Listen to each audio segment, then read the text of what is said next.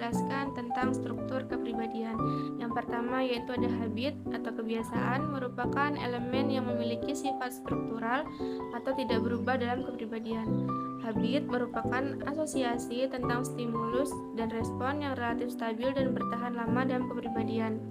Habit juga merupakan gambaran kebiasaan seseorang yang tergantung pada kejadian khusus yang menjadikan pengalamannya. Susunan kebiasaan bisa berubah karena adanya pengalaman baru yang diperoleh akan dapat menjadikan kepribadiannya. Yang kedua yaitu ada dorongan, yakni stimulus yang mendorong terjadinya tingkah laku. Di sini dibagi menjadi dua, yaitu pertama ada dorongan primer atau primary drives, yaitu dorongan bawaan. Merupakan dorongan yang berkaitan dengan kondisi fisik atau fisiologi, contohnya lapar, haus, seks, dan lain-lain. Kedua ada dorongan sekunder atau secondary drives, yaitu asosiasi pemuasan dari golongan primer, contohnya rasa takut, gelisah, dan kecemasan.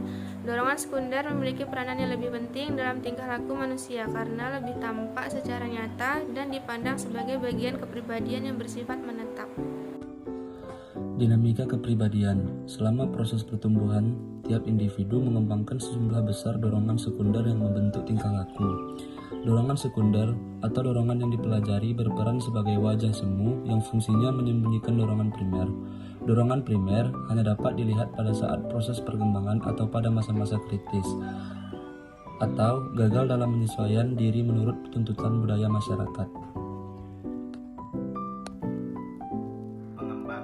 Kepribadian.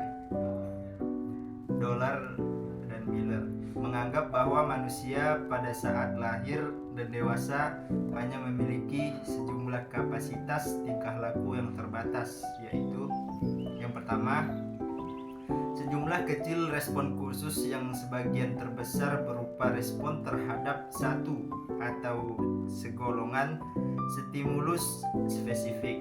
Yang kedua, sejumlah hierarki respon bawaan, yakni kecenderungan melakukan respon-respon dalam situasi stimulus sebelum respon lainnya.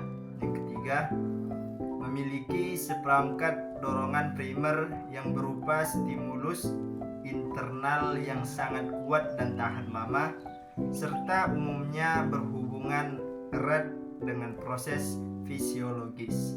Dalam perkembangan, manusia mengalami proses belajar. Yang pertama ada dorongan atau drive, stimulus yang mendorong terjadinya tingkah laku. Kekuatan drive tergantung dari kekuatan dari stimulus. Semakin kuat drive-nya, semakin kuat tingkah laku yang dihasilkan. Yang kedua ada isyarat, stimulus yang memberi petunjuk dilakukannya respon. Yang ketiga ada respon atau aktivitas yang dilakukan oleh seseorang. Yang keempat ada penguatan atau reinforcement, maksudnya agar belajar harus ada hadiahnya. Mereka menganggap penguatan merupakan drive pereda dorongan. Roland Miller mengatakan bahwa 6 tahun pertama kehidupan merupakan faktor penentu tingkah laku orang dewasa. Next ada psikopatologi. Nah, psikopatologi ini ada 5 asumsi dasar tingkah laku konflik sendiri yang dijelaskan oleh Dollard and Miller. Yang pertama, kecenderungan mendekat, yaitu kecenderungan mendekati tujuan positif semakin kuat kalau orang semakin dekat dengan tujuannya itu. Yang kedua, kecenderungan menghindar, yaitu kecenderungan menjauhi atau menghindari stimulus negatif menjadi semakin kuat ketika individu menjadi semakin dekat dengan stimulus negatif itu. Yang ketiga, peningkatan gradient of avoidance lebih besar dibanding gradient of approach. Yang keempat, meningkatnya dorongan yang berkaitan dengan mendekat atau menghindar akan meningkatkan tingkat kecenderungannya. Jadi, meningkatnya motivasi akan memperkuat gradien mendekat atau gradien menjauh pada semua titik jarak dari tujuan, begitupun sebaliknya. Kedua kecenderungan tersebut dapat dijelaskan dengan prinsip. Yang pertama, kecenderungan mendapat penguatan atau gradient of reinforcement, yaitu hadiah dan hukuman yang segera diberikan memberi dampak lebih besar dibanding menundanya.